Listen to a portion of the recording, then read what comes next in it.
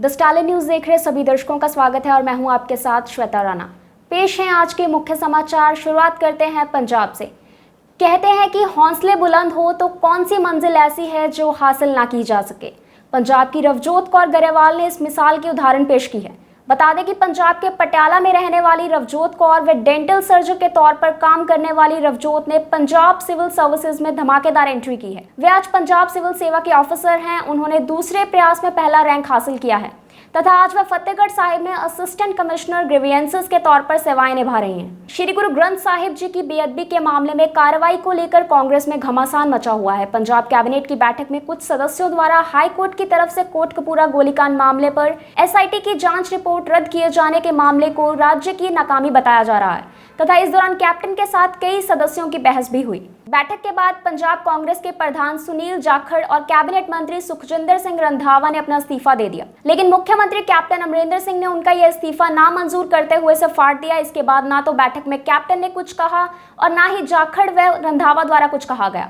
Covid महामारी के मद्देनजर मुख्यमंत्री कैप्टन अमरिंदर सिंह 1 मई को श्री गुरु तेग बहादुर जी के प्रकाश पर्व के मौके वर्चुअल तौर पर संगतों के साथ अरदास में शामिल होंगे। मुख्यमंत्री कार्यालय से एक प्रवक्ता ने जानकारी देते हुए बताया कि गुरुपुरब समागम सुबह 11 बजे पर्यटन और सांस्कृतिक मामलों के मंत्री चरणजीत सिंह चन्नी की मोरिंडा में रिहाइश से आरंभ होंगे, जिस दौरान भाई गुरमीत सिंह शांत गुरमती संगीत के साथ संगतों का निहाल करेंगे। इसके बाद मुख्यमंत्री की रिहाइश में 12 बजे के करीब श्री अनंत साहिब के पाठ होंगे तथा अरदास के उपरांत हुक्मनामा लिया जाएगा। तरनतारन में सुबह करीब 4 बजे हुए सड़क हादसे में पंजाब पुलिस में तैनात सब इंस्पेक्टर अमृतपाल सिंह की मौत हो गई। वह थाना पट्टी के तहत पट्टी चौकी गरियाला के इंचार्ज थे। जानकारी अनुसार वे रात को चेकिंग के बाद अपनी कार में सवार होकर वापस चौकी जा रहे थे कि पट्टी के समीप उनकी कार पेड़ से टकरा गई, जिस कारण उनकी मौत हो गई। स्कूल अध्यापकों को आपसी बदलियां करवाने के संबंध में पेश आ रही मुश्किलों के हल के लिए पंजाब के शिक्षा मंत्री विजयेंद्र सिंगला द्वारा उनको एक और मौका दिया गया है और उनको अपना आवेदन ई पंजाब पोर्टल पर 28 अप्रैल तक अपलोड करने के लिए कहा गया है। शिक्षा के क्षेत्र में राष्ट्रीय और अंतर्राष्ट्रीय स्तर के मानक मापदंडों को बरकरार रखते हुए गुरु नानक देव यूनिवर्सिटी ने इस साल भी अपना उच्च स्थान बनाए रखा है। उच्च शिक्षा का विश्व स्तर पर मूल्यांकन करने वाली agency centre for world university ranking ने अपने 2020-21 के नतीजों का ऐलान किया है, जिसमें गुरु नानक देव यूनिवर्सिटी को विश्व की सर्वोच्च 9% यूनिवर्सिटियों में शामिल किया गया है। पंजाब में कोरोना की स्थिति काफी भयानक रूप धारण करती जा रही है। परिवार को मृतक का शव तक शमशान घाट तक ले जाने में एम्बुलेंस नहीं मिल रही।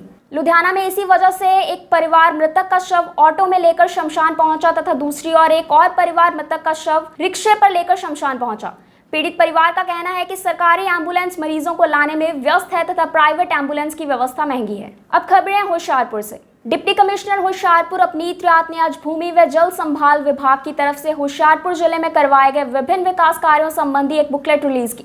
बुकलेट में विभाग की तरफ से करवाए गए विकास कार्यों की विस्तृत जानकारी दी गई है। कोरोना के बढ़ते प्रभाव को देखते हुए बीजेपी दतारपुर के कार्यकर्ताओं ने मंडल प्रधान विपिन ठाकुर की अध्यक्षता में और पूर्व चेयरमैन मध्यम उद्योग विकास बोर्ड पंजाब रघुनाथ सिंह राणा के नेतृत्व में सेवा ही संगठन है के भाव से इलाके के गांव नरंगपुर के पिछड़े मोहल्ला सोंखला में लोगों को कोरोना से बचने के लिए प्रशासन के निर्देशों का पालन करने को कहा और वैक्सीन अवश्य लेने को प्रेरित किया। जल सप्लाई व सैनिटेशन वर्कर यूनियन होशियारपुर के कर्मचारियों ने अपने परिवार सहित इंजीनियर मंडल तलवाड़ा के कार्यालय के समक्ष धरना दिया तथा इसके साथ ही अपने मांगों को भी जल्द हल करने की मांग की। इस दौरान प्रधान रजत कुमार ने जानकारी देते हुए बताया कि कोरोना के इस नाजुक दौर में जल सप्लाई विभाग के कर्मचारियों द्वारा लगातार कम तनख्वाह पर 24 घंटे अपनी ड्यूटी निभाई जा रही है, लेकिन उपमंडल की तरफ से उनकी तनख्वाहें बढ़ाने में टालमटोल की नीति अपनाई जा रही है, जिस कारण आज उनकी तरफ से यह धरना दिया गया है। रिहैबिलिटेशन एम्प्लॉयज यूनियन पंजाब की तरफ से राज्य भर में हड़ताल का ऐलान किया गया था, जिसमें पंजाब भर के सरकारी नशा मुक्ति केंद्र,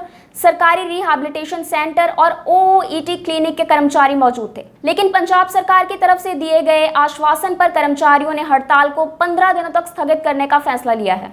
rotary club Hoshiarpur mid town के प्रधान गोपाल वासुदेवा की अध्यक्षता में कोरोना से बचने के अभियान के तहत एक रिक्शा रैली निकाली गई, जिस पर कोविड-19 से बचने के उपायों के बारे में लोगों को जागरूक किया गया। इस दौरान क्लब सदस्यों द्वारा 300 मास्क व सैनिटाइजर्स भी लोगों को वितरित किए गए। होशियारपुर के महाराजा जस्सा सिंह रामगढ़िया चौक के समीप स्थित एक निजी अस्पताल में लगाए गए टीकाकरण कैंप में 107 साल के स्वतंत्र नंद ने अपना टीकाकरण करवाया और इसी के साथ समाज को कोरोना से बचने के लिए टीका लगवाने की भी अपील की। दसूहा के विधायक अरुण डोगरा मिक्की की अगुवाई में नगर परिषद दसूहा का चुनाव संपन्न हुआ, जिसमें सर्वसम्मति से सुच्चा सिंह को अध्यक्ष व चंद्रशेखर बंटी को उपाध्यक्ष चुना गया। इस दौरान विधायक डोगरा ने उन्हें बधाई देते हुए कहा कि उन्हें पूरी उम्मीद है कि वे टीम को साथ लेकर दसूहा के विकास को प्राथमिकता देंगे। इस अवसर पर नवनियुक्त अध्यक्ष सुच्चा सिंह व उपाध्यक्ष चंद्रशेखर बंटी ने विधायक डोगरा व अन्य पार्षदों का धन्यवाद व्यक्त किया। नए शिक्षा स्तर के शुरू होने के कारण हजारों की संख्या में विद्यार्थी बड़ी कक्षाओं से निजी स्कूलों से हटकर सरकारी स्कूलों में दाखिला ले रहे हैं। इसके साथ ही अध्यापकों और अभिभावकों की मांग को देखते हुए सेकेंडरी स्कूलों ने प्राइमरी कक्षाएं भी शुरू कर दी हैं। जिला शिक्षा अधिकारी सेकेंडरी होशियारपुर गुरशरण सिंह ने स्पष्ट किया कि जो सेकेंडरी स्कूल प्री प्राइमरी कक्षाएं शुरू करना चाहते हैं वे केवल निजी स्कूलों से हटकर आए बच्चों का ही दाखिला करें।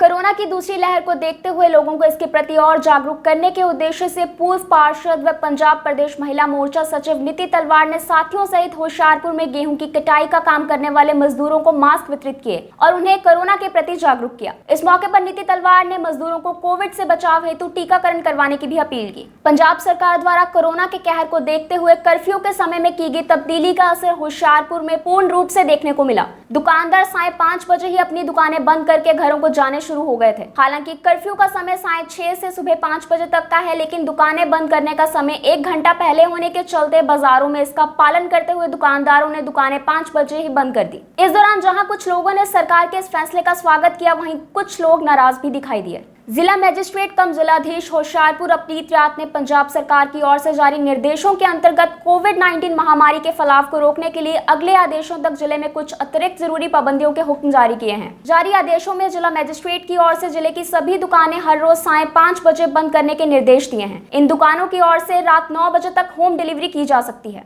उन्होंने जिले में कोविड-19 के चलते रात के कर्फ्यू के समय में बदलाव करते हुए आम लोगों के गैर जरूरी आवागमन पर अब से साय 6 बजे से सुबह 5 बजे तक पाबंदी लगा दी है। इस दौरान जिले की सीमा में गैर जरूरी यातायात व व्यक्तिगत गतिविधियां बंद रहेंगी। उन्होंने कहा कि साप्ताहिक कर्फ्यू शनिवार सुबह 5 बजे से सोमवार सुबह 5 बजे तक रहेगा। उन्होंने कहा कि सेवा उद्योग सहित सभी निजी कार्यालयों को केवल घर से काम करने की अनुमति है। अब खबरें देश विदेश व पड़ोसी राज्य से। भारत में कोरोना का कहर लगातार जारी है। ऐसे में WHO ने बिगड़ते हालातों पर चिंता व्यक्त की है। संगठन के प्रमुख डॉक्टर टेड्रोस ने कहा कि भारत में इस समय हालात दिल दहला देने वाले हैं। पिछले कुछ दिनों से कोरोना के मरीज तेजी से बढ़ रहे हैं। मरीजों के परिजन अस्पतालों में बेड और ऑक्सीजन की व्यवस्था के लिए सोशल मीडिया पर पोस्ट कर रहे हैं। टेड्रोस ने बताया कि भारत में पोलियो और ट्यूबरक्लोसिस के खिलाफ काम कर रहे 2600 एक्सपर्ट्स को कोरोना के खिलाफ काम पर लगा दिया गया है। थाईलैंड में कोरोना के बढ़ते केसों के मद्देनजर राजधानी बैंकॉक में मास्क पहनना अनिवार्य कर दिया गया है। थाईलैंड के प्रधानमंत्री जनरल प्रयुत पर मास्क न पहनने पर 14,270 रुपए का जुर्माना लगाया गया। जानकारी अनुसार जनरल प्रयुत ने वैक्सीन खरीद सलाहकारों के साथ हुई बैठक के दौरान मास्क नहीं पहना था। थाईलैंड में 1 मई से थाईलैंड के नागरिकों को छोड़कर भारत से यात्रियों के प्रवेश पर भी रोक लगा दी गई है। असम, तमिलनाडु, पश्चिम बंगाल, केरल और पुडुचेरी में 2 मई को मतगणना होगी। ऐसे में चुनाव आयोग ने विजय जुलूस निकालने पर बैन लगा दिया है। चुनाव आयोग की तरफ से यह फैसला कोरोना के बढ़ते केसों के मद्देनजर लिया गया। चुनाव आयोग ने आदेश जारी करते हुए कहा कि नतीजों के बाद कोई भी प्रत्याशी 2 लोगों के साथ ही अपना जीत का सर्टिफिकेट लेने जा सकता है। उत्तर प्रदेश के रामपुर में जिला अस्पताल में किसी बात को लेकर डॉक्टर और नर्स के बीच विवाद हो गया। विवाद नोक-झोंक तक ही सीमित नहीं रहा, बल्कि देखते ही देखते बात हाथापाई तक पहुंच गई। नर्स ने डॉक्टर को थप्पड़ जड़ दिया, जिस पर डॉक्टर ने भी नर्स पर हाथ उठा दिया। मामला गत रात्रि 9:30 बजे का बताया जा रहा है। मामले के बाद अस्पताल प्रशासन द्वारा मामले को शांत करने के प्रयास किए जा रहे थे तथा पता चला है कि दोनों एक दूसरे पर आरोप प्रत्यारोप लगा रहे हैं तथा डीएम ने इसकी जांच के आदेश दे दिए हैं। अस्पताल में कोरोना मरीजों की बढ़ती संख्या के कारण डॉक्टर और नर्सें काफी तनाव में काम कर रहे हैं और सोमवार को भी मरीजों की बड़ी संख्या के कारण तनाव बढ़ गया और किसी बात को लेकर डॉक्टर और नर्स के बीच बहस हो गई, जो बाद में हाथापाई में बदल गई। किसी ने इसका वीडियो बनाकर वायरल कर दिया। हिमाचल प्रदेश के चंबा जिले के भुजलई में 3 मंजिला लकड़ी के घर को आग लगने से करीब 8 लाख का नुकसान होने का समाचार प्राप्त हुआ है, लेकिन भगवान का शुक्र है कि कोई भी जानी नुकसान नहीं हुआ है। जानकारी अनुसार ग्राम पंचायत बकानी के गांव भुजलई में एक मकान को अचानक आग लग गई। जिस समय घर को आग लगी उस समय पूरा परिवार घर के अंदर ही था, लेकिन आग लगने से अफरा तफरी मच गई तथा परिवार ने घर से बाहर निकलकर अपनी जान बचाई। हिमाचल के 10 जिलों में कृषि बीजों की DNA टेस्ट प्रयोगशालाएं स्थापित होंगी। जिला लाहौल स्पीति और किन्नौर को छोड़कर अन्य सभी जिलों में यह सुविधा उपलब्ध होगी। प्रदेश में उत्पादित कृषि बीजों के DNA की जांच और गुणवत्ता का पता लगाने में ये प्रयोगशालाएं मदद करेंगी। ये थे आज के मुख्य समाचार। कल तक के लिए मुझे दीजिए इजाजत। जय हिंद।